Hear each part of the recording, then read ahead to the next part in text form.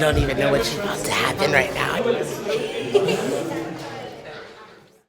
They diagnosed me on my daughter's birthday, May 19th, when I turned 21. And my mother was there, and I was so angry. I just remember being like, not another label. Fuck you. My mother asked me what it feels like to be bipolar.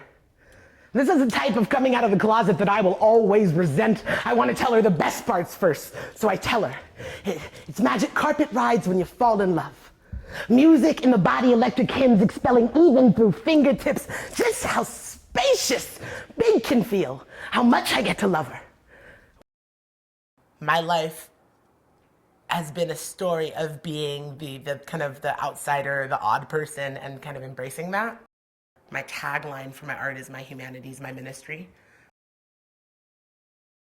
Silence is systematically implemented, right? Silencing as a woman, silencing as a queer person, silencing as a person of color, and that by speaking my story, I'm adding to the erasure of that silence, and hopefully there's some liberation work in that.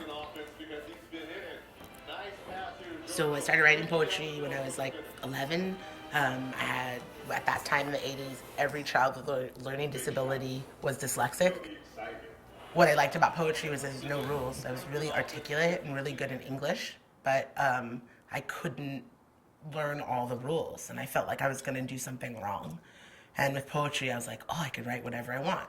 Doesn't matter where the comma goes, it doesn't matter, you know? And so I had a lot of freedom in that. And it just kind of developed over the years. Do you have, ooh, that was bad. Do you have poems about it? Yes. She has like, yeah. She has more about me. No. Yeah. Yeah, no. You more about him? They're about equal. You know when you'll have more than him? When you get your period. No. That's when it'll be like, whoa, Janessa has more. My children are primary inspiration. I write about them a lot. They are my mirrors in that they grow me. I want to end certain parts of our legacy. I want to create new certain parts of our legacy. And feeling a single parent, you know, I'm limited in my ability to show up, whether it be financially or whatever. I can never be 1,000 people. I want them to follow their dreams at whatever cost and be authentic. You know, it's an authentic life. This is really who I am, and they know that.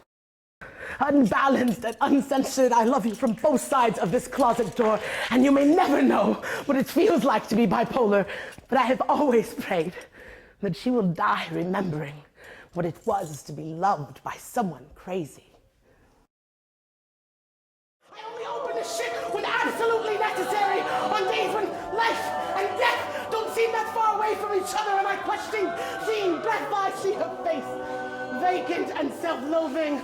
I see her face and I cry, because sometimes pain is your only indicator that you're still ticking, and sometimes death reminds us how the fuck to live again.